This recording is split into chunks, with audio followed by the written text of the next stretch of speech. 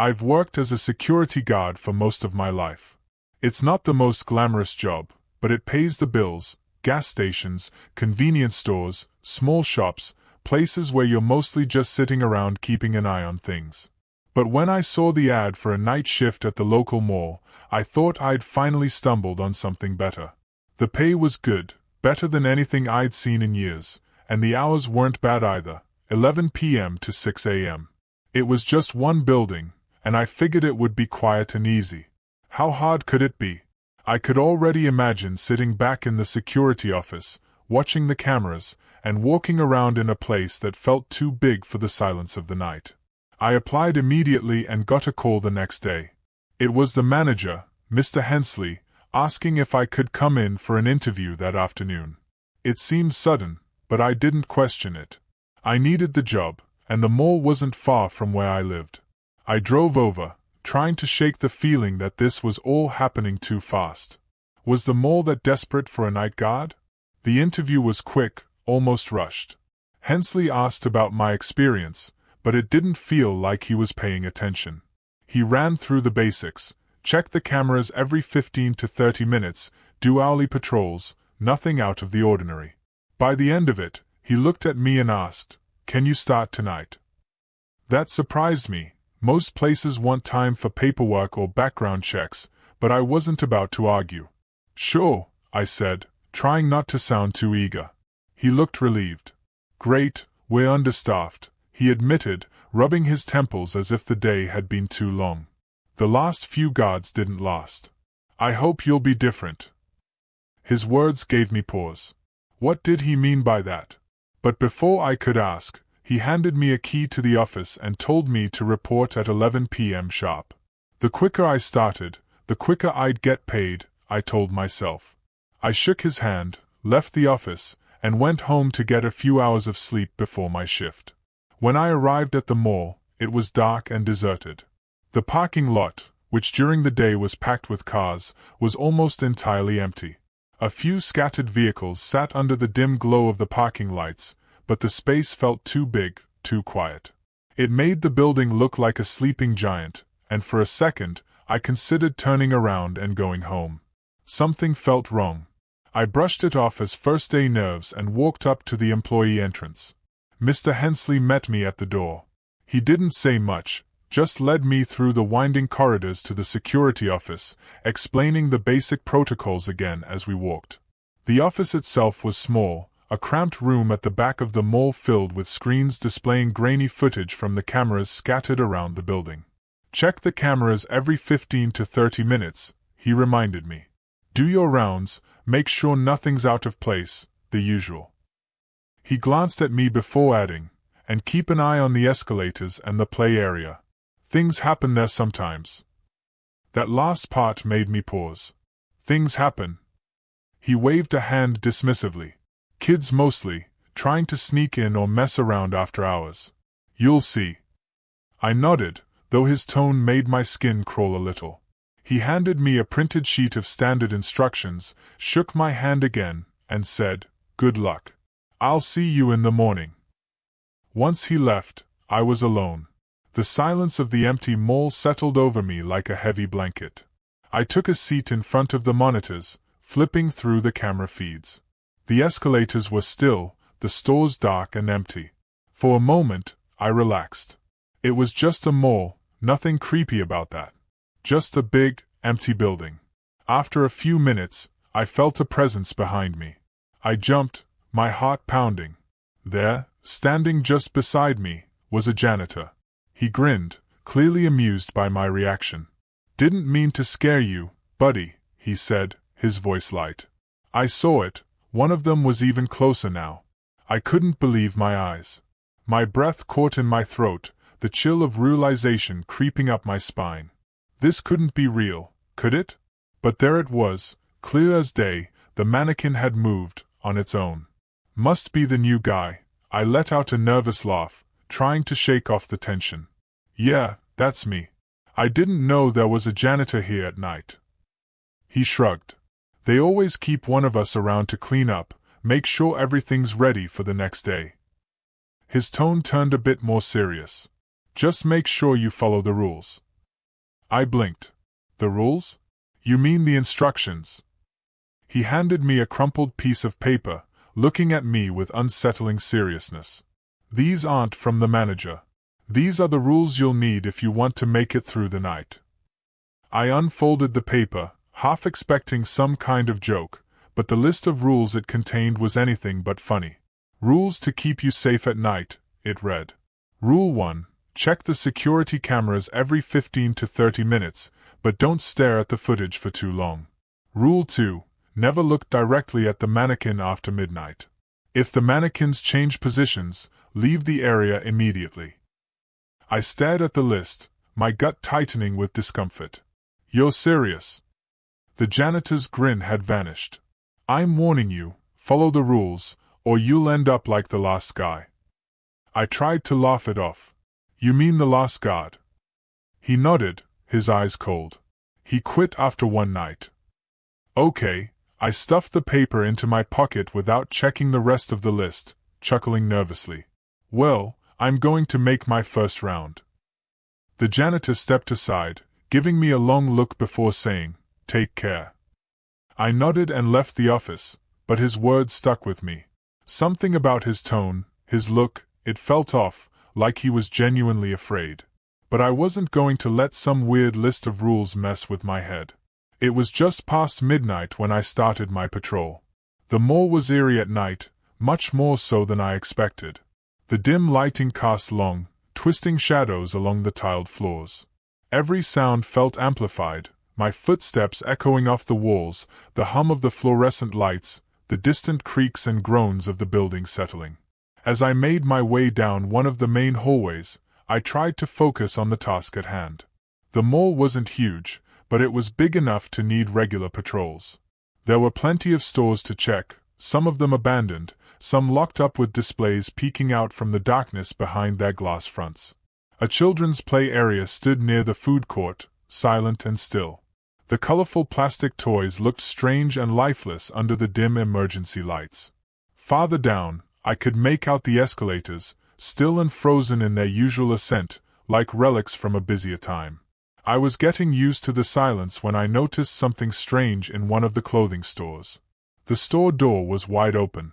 I stopped, my flashlight sweeping over the darkened interior.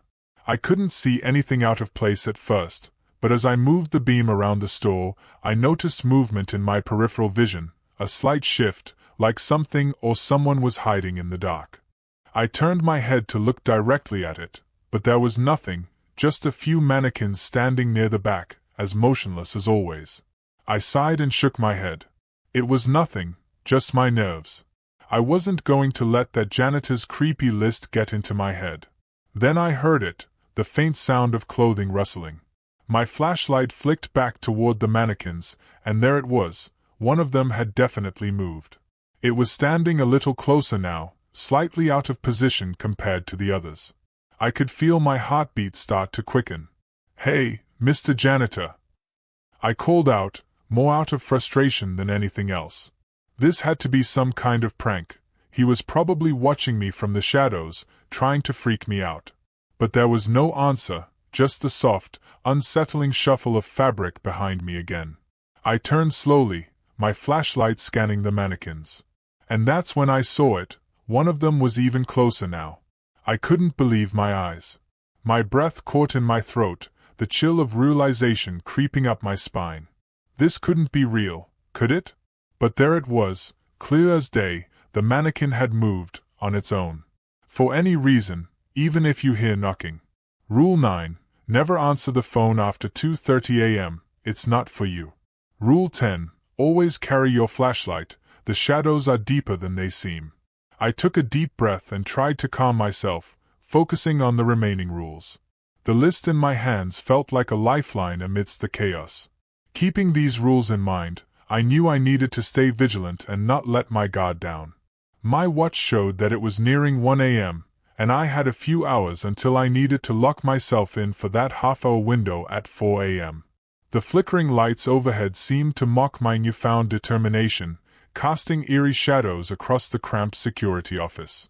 I made a mental note to always keep my flashlight handy, realizing that the darkness in this mall wasn't just ordinary nighttime gloom, it was something more, something almost palpable. As the minutes ticked by, the silence of the mall weighed heavily on me. The office felt like a small island of safety in a sea of unknown horrors. I kept glancing at the monitors, half expecting to see that mannequin or the mysterious cleaning lady appear on one of the screens. But there was nothing, just the empty corridors and the silent storefronts. Despite the calm on the screens, my heart wouldn't stop racing. I couldn't shake the feeling of being watched. The rules had mentioned not to look into the mirrors, but now, even the camera feeds felt like they could be mirrors into something else, something watching from the other side. Time seemed to stretch on endlessly. I checked my watch frequently, making sure it was moving forward correctly. When it finally reached 2:30 a.m., I braced myself. The phone sat inert on the desk, and I willed it to remain silent. The minutes passed, and thankfully, it did not ring. The weight of exhaustion began to press down on my eyelids, and every small noise made me jump. I resisted the urge to leave the office for another patrol. The rules were clear, and I wasn't about to break any more of them. Finally, 4 a.m. arrived. I stood up, my legs stiff from sitting so long, and made sure the office door was locked securely as per Rule 8. I then sat back down, keeping my eyes on the clock and the monitors. The specified half-hour felt like an eternity. During that time, I thought I heard faint tapping at the door, but I remembered the rule and did not dare to check. At 4:30 a.m., I let out a sigh of relief and unlocked the door, though I hesitated before opening it. The halls were still empty, the silence complete except for the soft buzz of the overhead lights. The rest of the shift passed without further incident. When Mr. Hensley arrived in the morning to relieve me, I was eager to leave but also filled with questions. What were these rules, and why were they necessary? What was going on in this mall at night? He noticed my pale face and tired eyes. "Rough night?" he asked in a tone that suggested he knew more than he let on. I nodded, handing back the key. "Something like that." He studied me for a moment, then said, "Well, you made it through. That's more than can be said for some. See you tonight." I paused, considering the terror of the night before, but the need for a paycheck anchored me. "Yes," I said reluctantly, "I'll be here." As I walked out into the morning light, the mall behind me felt like a different world, a shadowy realm where the usual rules didn't apply. I knew I'd return that night, but I'd be wiser, armed with the knowledge of what might lurk in the darkness. It was just a job, I reminded myself, just a job. To the security office, my feet pounding on the tiled floor. The sound of the escalator was still in my ears, a sinister reminder of the rules I needed to obey.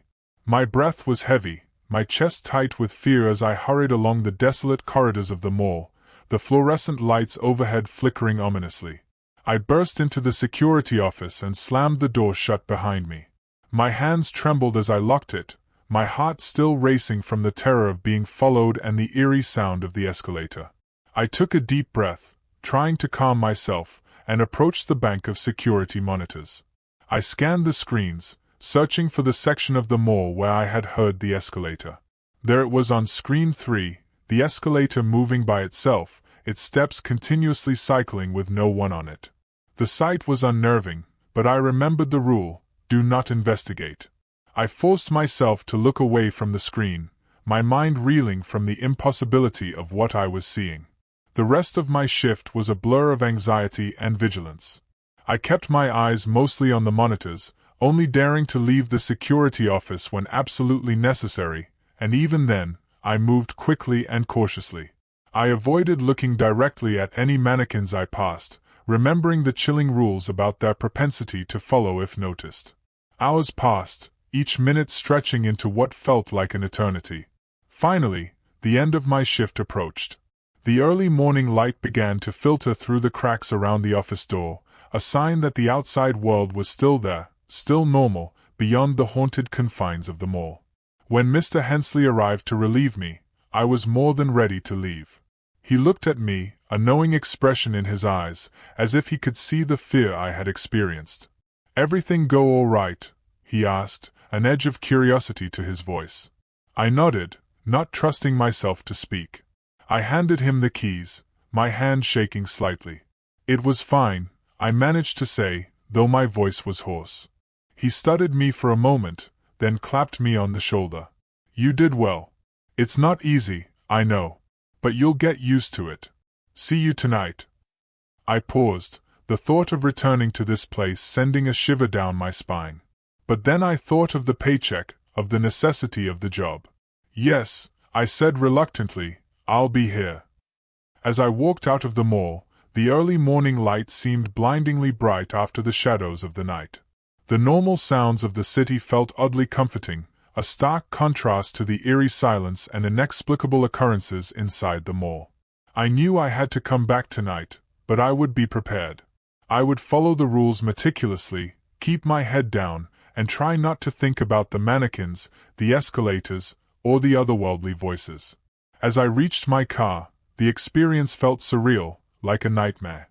Yet the lingering fear was real as anything I'd ever felt.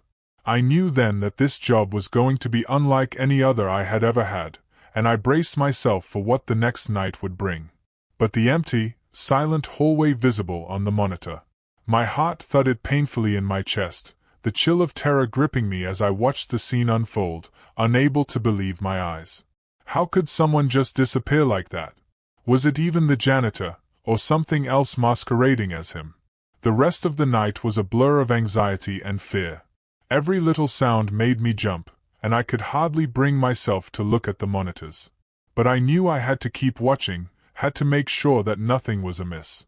I felt trapped, caught in a nightmare that wouldn't end until my shift was over.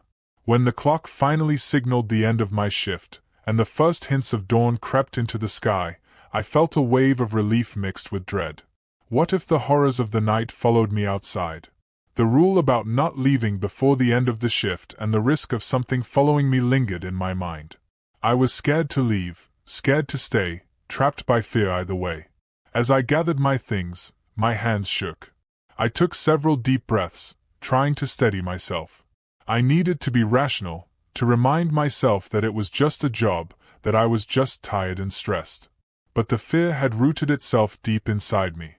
I stepped out of the security office, cautiously looking around, half expecting to see the janitor, or whatever it was, waiting for me. But the hallway was empty. The mall was quiet, the normality of it almost surreal after the night's events. As I made my way to the exit, the silent echoes of my footsteps in the empty mall were a stark reminder of the night's terrors. I kept my pace brisk, not stopping, not looking back. I reminded myself of the rules, especially the one about not leaving before the end of the shift, but I knew I had to get out. I needed to leave this place behind, at least for now. When I finally stepped outside, the cool morning air felt like a cleanse. The sun was rising, its light banishing the dark shadows of the night. I took a deep breath, trying to shake off the lingering dread. As I walked to my car, I glanced back at the mall. It looked so ordinary now, belying the horrors that lurked within when darkness fell. I drove home, the morning traffic slowly building up as the city woke up. The normalcy of the world outside was a stark contrast to the haunted, twisted reality of the night shift. I wondered if I could ever go back, if I could ever face another shift there. But then I remembered the paycheck, the necessity of the job. I'd have to find a way to deal with it, to cope with the fear. But for now, I was safe. I was outside, away from the shifting shadows and eerie rules of the mall. I could go home, try to sleep, try to forget. But deep down, I knew it wouldn't be that easy. The night at the mall had changed something in me, had made me aware of a darker reality. And come tonight, I would have to face it all over again. Ignore the pit in my stomach as I turned away from the sound. My mind was spinning with the janitor's cryptic comments and the eerie occurrences throughout the night. The need for answers clawed at me, but the chilling sobbing held me back. I remembered the rules, how they were crafted to protect, not to provoke curiosity at this juncture. With a heavy heart, I forced my legs to move back towards the security office, the sobbing fading behind me. Each step felt heavier, laden with the weight of the unknown and the unanswered. As I reached the office, The normality of the small room was a stark contrast to the shadows and whispers of the mall. I closed the door softly, leaning back against it and taking a deep breath. Inside, the safety of the surveillance room felt like a sanctuary. I glanced at the monitors, half expecting to see something unsettling. But all was quiet. The screens showed only empty hallways and silent, unoccupied spaces. My shift was nearing its end, and the first light of dawn was beginning to seep through the edges of the blinds. The night's events replayed in my mind, a tapestry of fear, rules, and surreal encounters. As the reality of daylight began to dissolve the shadows of the night, I felt a profound sense of isolation. The mole during the day would not remember the night's terrors. It would wake as if nothing had happened, its secrets locked away until darkness fell again. I gathered my things slowly, my movements deliberate as I prepared to leave. The thought of returning for another shift was daunting. Could I really go through another night like this? But the more pressing question lingered in my mind: what was this place? What were these rules protecting us from? As I stepped outside, the cool morning air washed over me, offering a brief respite from the stifling fear. The normal sounds of early risers, the distant traffic, it all seemed surreal, a stark contrast to the silent chaos of the mall at night. I drove home with the windows down, letting the cold air fill the car, trying to clear my head of the mall's oppressive atmosphere. The drive was automatic, my mind elsewhere, entrenched in the mysteries of the night. Upon arriving home, the first hints of the sun were warming the horizon, casting long, comforting shadows that spoke of normalcy and routine. But underneath the routine, the questions remained, gnawing at me. What was really going on in that mall? Who, or what, was the janitor? And what lay behind the sobbing in the dressing room, the apparition of the janitor, and the disappearing figures? As I settled into the quiet of my home, the allure of the unknown battled with the terror of the night. I knew one thing for certain: I needed answers, but they wouldn't be found in the safety of daylight. They lay hidden in the shadows of the mall, waiting for me, waiting for night to fall again. Figures silhouetted against the dim lighting, a haunting visage that chilled the marrow in my bones. Every camera feed she passed glitched, a brief static flicker as if her very presence disrupted the electronic eyes of the mall. With every passing second, she neared the security office, and the air grew colder, denser, as if saturated with a dread I couldn't escape. The fluorescent lights flickered more aggressively now, the shadows dancing wildly against the walls, creating grotesque shapes that twisted my perception. I clutched the edges of my desk, my knuckles white, my body rigid with terror. The monitors showed her drifting ever closer, and then, shockingly, she stopped. She was right outside the security office, separated from me only by a thin wall and a locked door. I held my breath, praying she would move on, that this nightmare would end. But then, a soft, almost imperceptible tapping began at the door. Tap, tap, tap, rhythmic, persistent.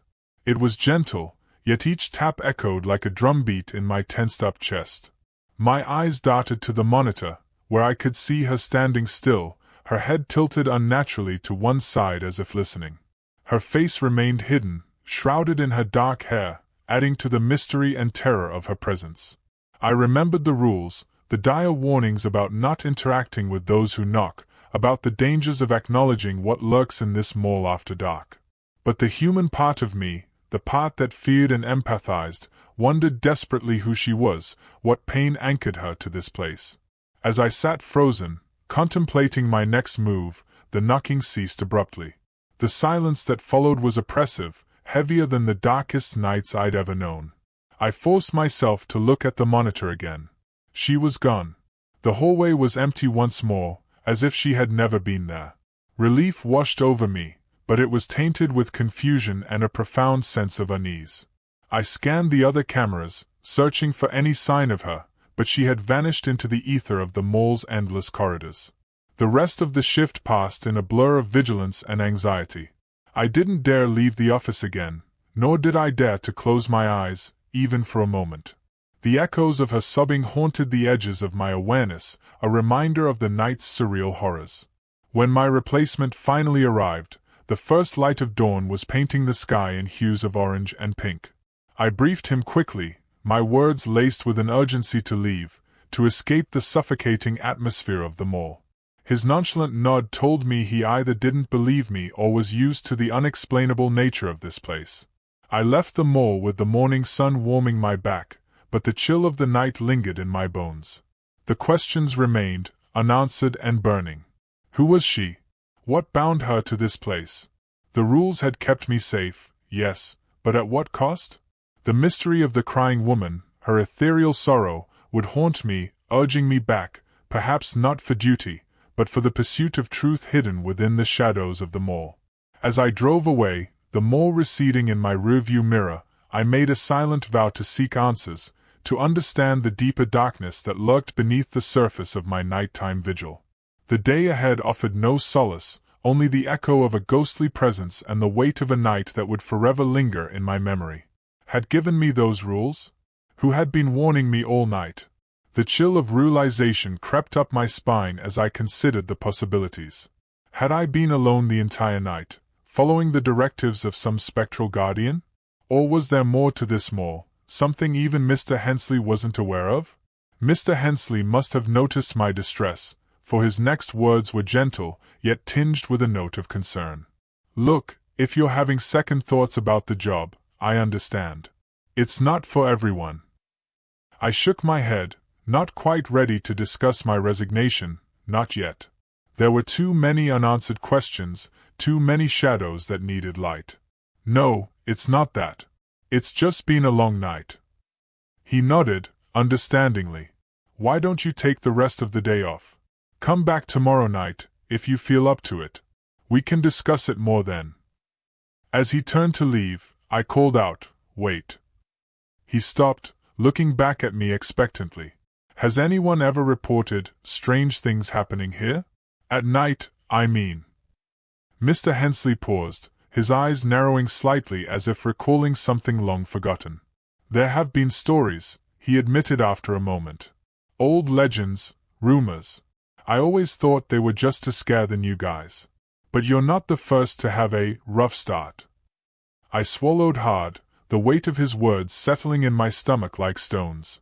Legends.